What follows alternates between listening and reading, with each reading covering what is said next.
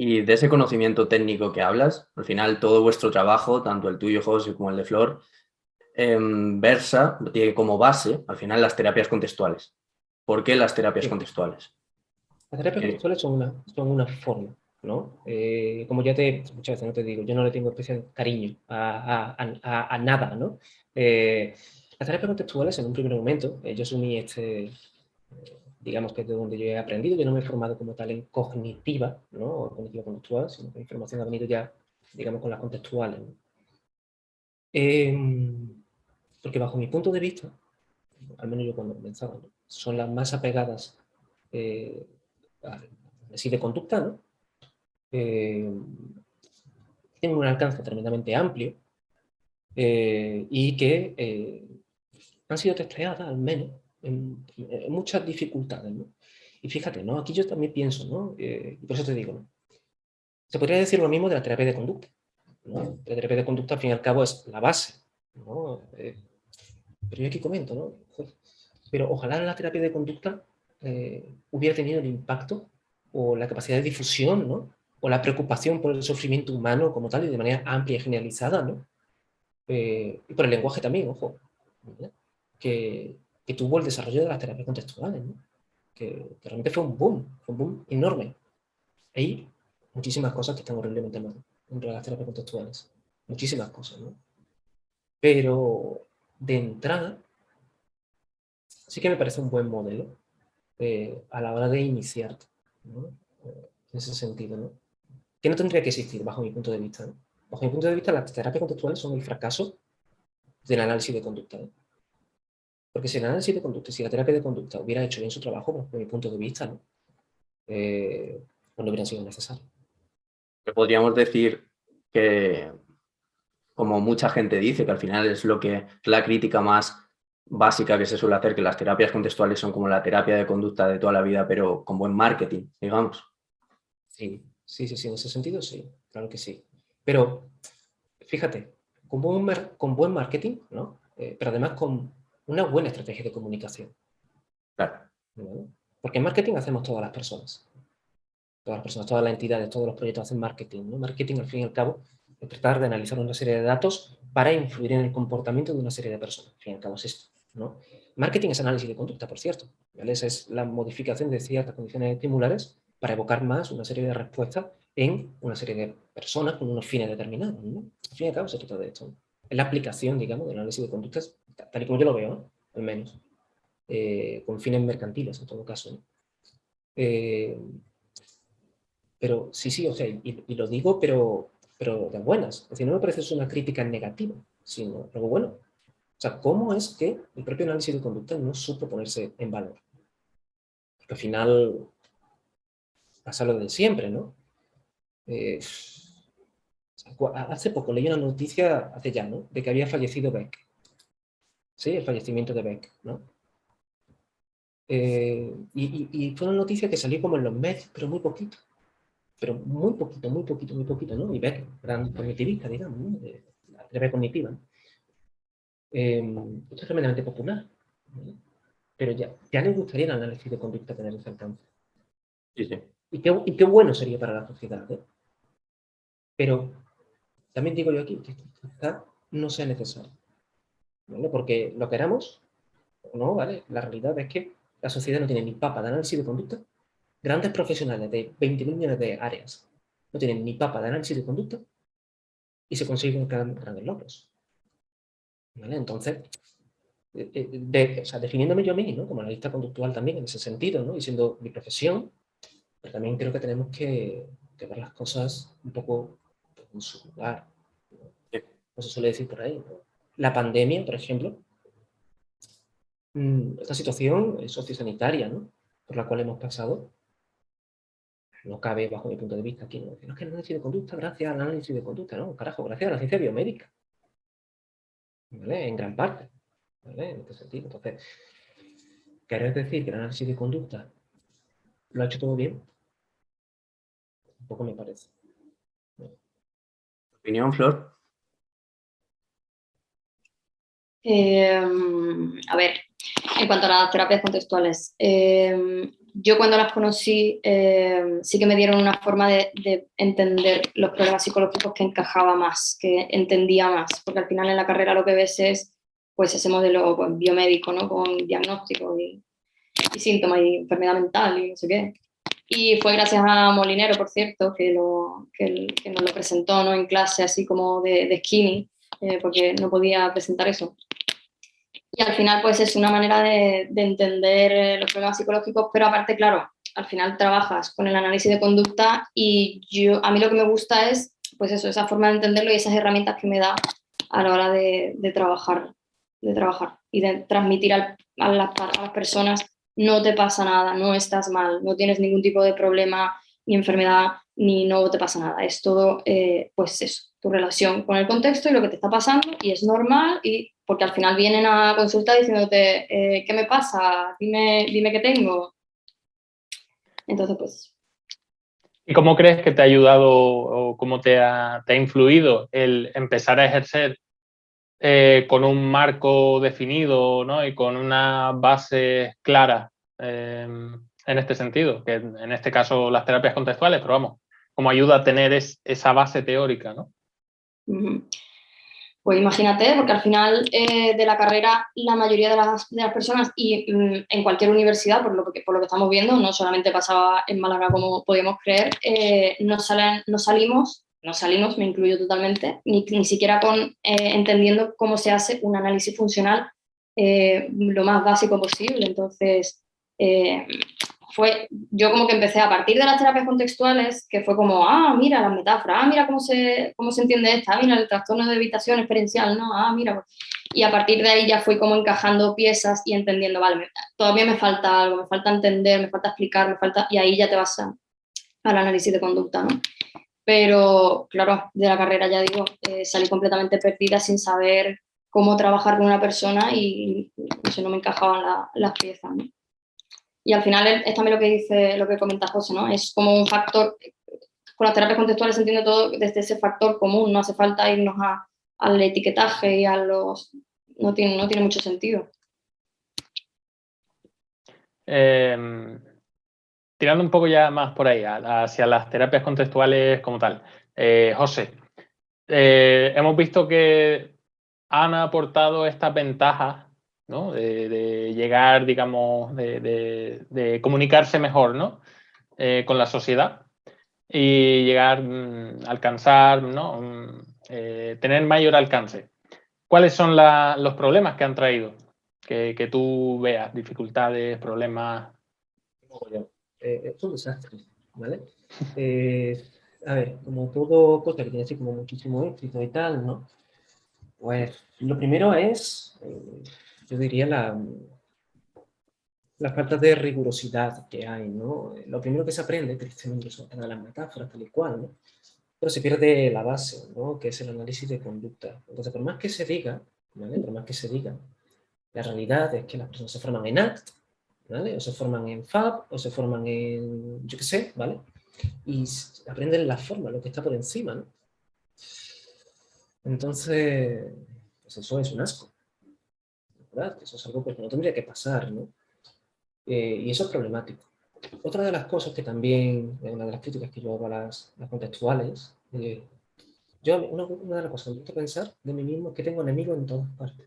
No, eso era malo. Era amigos, ¿no? Había que tener amigos en todas partes. El punto es ese. Yo critico muchísimo las contextuales, ¿no? Dentro de que mi proyecto se llama así, contextuales. Pues a eso le di caña, ¿no? Pero análisis de conducta, pues también, ¿no? Como podéis ver, ¿no? Las contextuales tienen, bajo mi punto de vista, ¿no? Un marcado factor cultural, individualizante, y están muy embebidas de la cultura neoliberal. En este sentido, ACT, ¿no? Propicia el dirígete a tus valores, ¿no? Por encima de cualquier cosa, ¿no? Este rollo, ¿no? No, yo es que tus valores tienes que ser capaz de absolutamente todo, ¿no? Si no te diriges a tus valores, problema, ¿no? Ha querido solucionar, pero al final, si no te diriges a tus valores, es como si tuvieras distorsiones cognitivas, ¿no? Estás etiquetando, estás de nuevo, otra vez, ¿no? Estrechando el cerco, no teniendo en cuenta el contexto amplio, ¿no? La RFT, por ejemplo, con el tema del lenguaje, se queda en un ambiente tremendamente pequeñito. tremendamente pequeñito, pero no tiene en cuenta los factores socioculturales que inciden en el propio lenguaje. ¿Sí? Que el lenguaje parte antes de un contexto sociocultural, ¿no? Hay, por ejemplo, el trabajo de Bernard Guérin, ¿no? A la hora de analizar, hacer un análisis contextual del lenguaje, sí que me parece mucho más amplio, ¿no? Por otro lado, tiene esta marca, ¿no? Que es de la sociedad, por ejemplo, de la ACDS, ¿no? Que tiene esta marca enorme, ¿no? Esta herramienta de marketing ya, pero tremendamente perverso, en el cual pues todo se convierte casi en un producto que vender, ¿no? Hay 20.000 millones de libros de ACT, ¿no? Y cada 5 años pues, te están sacando un refrito nuevo de cosas, ¿no? Eso me parece tremendamente problemático. Me parece un problema per se de las contextuales, no sabría decirte, ¿vale? ¿Eso implica que hay que tirar las contextuales por la borda? Definitivamente. Definitivamente. No me parece que las cosas no son tan simples como eso. Creo que la solución tiene que ver, lo primero, ¿no? Ya que critico, pues voy a intentar aportar algo de valor, ¿no? No solamente hay que echar mierda, ¿no? Yo creo que la solución tiene que ver con que contextual, la terapia contextual es mucho más que las hegemónicas, digamos, ¿no? Que ACT, que PACT, que tal y que cual. Está diálogo abierto, ¿vale?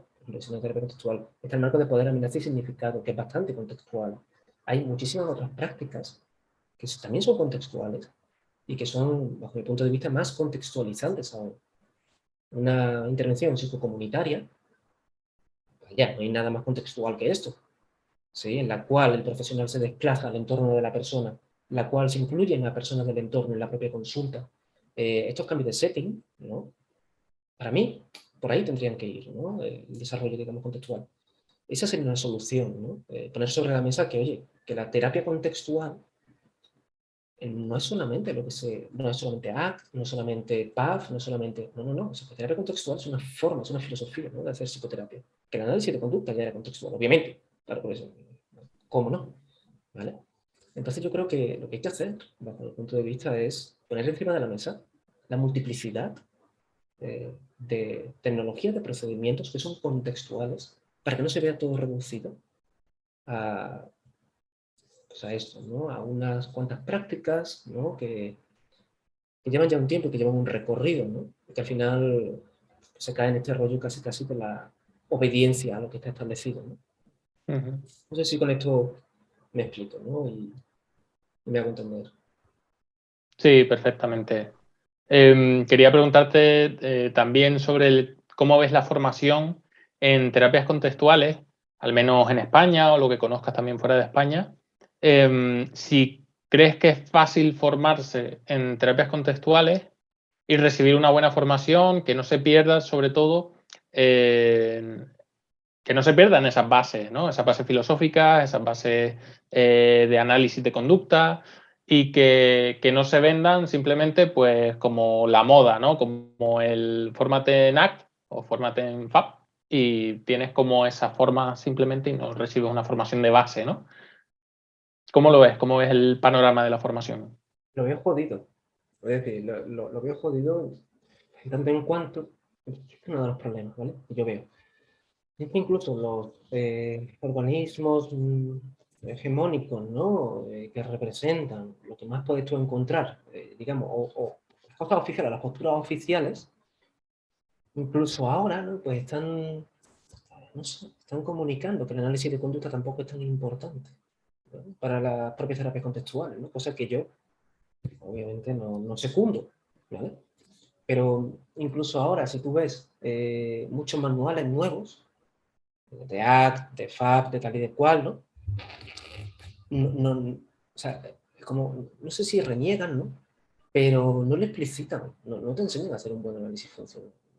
O no te relacionan las cosas con los principios de aprendizaje, sino que se dejan mucho llevar por este rollo macabeo, que son los términos intermedios, ¿no?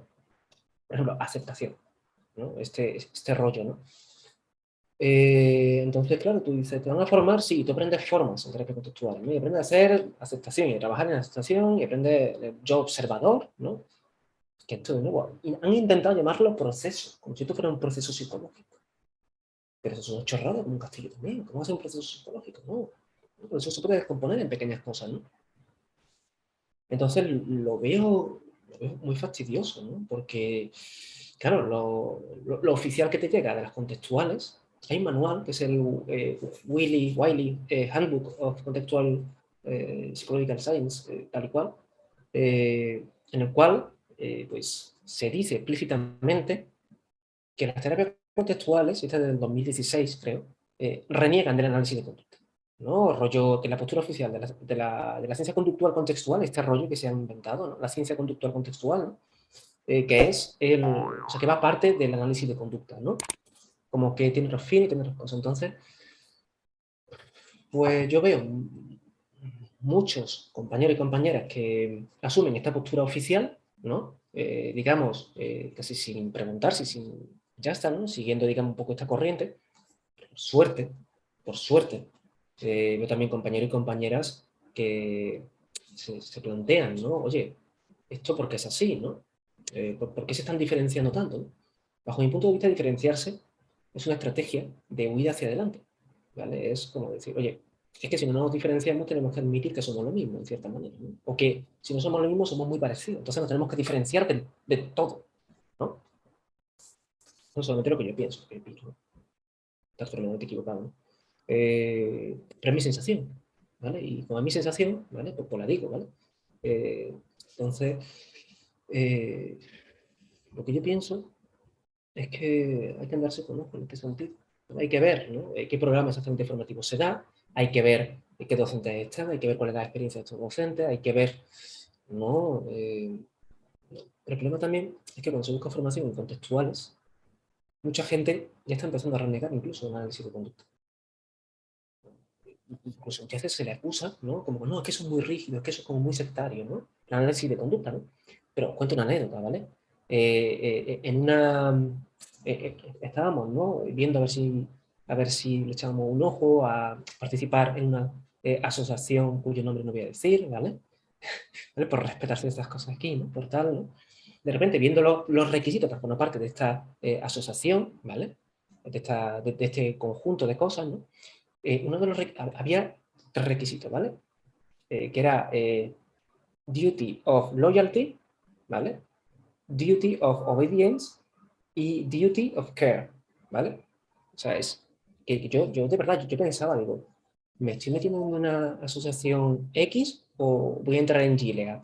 ¿Vale? No sé si habéis visto el cuento de la criada, ¿vale? Honestamente, o sea, es como todo está, ¿no? Ahí como muy embebido en tienes que tener o sea, no puedes criticar públicamente, no puedes hacer, si quieres criticar, tienes que hacerlo desde dentro, aquí, donde nosotros te decimos, ¿vale? Y donde te podemos hacer bullying, ¿no? Pero no puedes criticar abiertamente en redes sociales, por ejemplo, no puedes ir en contra, ¿no? Yo qué sé, hay cosas muy raras por ahí fuera, la verdad. Entonces, por eso te digo, ¿no? Que lo veo difícil, lo veo jodido, ¿vale? Pero por suerte tenemos muchísimas entidades, muchísimas personas, ¿no? que sí que son críticas con lo que hacen. Y que eso creo que es maravilloso. ¿Vale? Y que cada vez pues, se ve también, ¿no? Que lo contextual es mucho más que eso. Que eso tan solo es una parte. ¿Sí? Pero que eso no tiene por qué serlo todo, ¿no? Y yo me quedo con eso. ¿Cómo lo concibes tú, Flor? Todo el panorama de la formación, todo lo que está comentando José. Pues muy en la línea. Al final, como os dije, y por experiencia también, te encuentras con eso. Sales de la carrera sin tener nada claro, te metes en el general sanitario menos todavía, y cuando ya te vas especializando y haciendo cosas por tu cuenta y tal, al final te encuentras también con una formación que al final no te terminas de enterar bien. El análisis de conducta brilla por su ausencia y hasta que no vas entendiendo y con la práctica te vas dando cuenta de las cosas, si no has tenido la posibilidad de que alguien te diga esto es lo que tienes que hacer antes de empezar, ¿no? Tienes que tener muy claras las bases y eso también se está consiguiendo últimamente, mucho en redes sociales y tal. Hay una grandísima comunidad que al final es como estamos marcando el camino, ¿no? Fórmate en análisis de conducta, fórmate en esto, fórmate en lo otro. Pero yo empecé así también, o sea, como comentó José, act, metáforas, y no sabía ni lo que estaba haciendo, obviamente. O sea, era como, vale, ante esto se llama así y yo tengo que hacer eso. Pero lo que comenté antes, luego ya con el paso del tiempo te vas dando cuenta de que te van faltando cosas y de que no sabes explicar y que no sabes para dónde tirar, y ahí ya entra la formación. Pero al final te tienes que buscar un poco las habichuelas, creo yo. Ujú. ¿Y cómo ven ustedes estos últimos movimientos, no sé si últimos, porque tampoco estoy yo a lo mejor al día, de una persona que ha sido encargada de llevar a la fama todo esto, ¿no? Al conocimiento general, que es Steve Hayes? Estos movimientos de acercarse y tender puentes, como él mismo dijo en la entrevista con nosotros, de acercarse, por ejemplo, y construir algo pues con un profesional como Hoffman,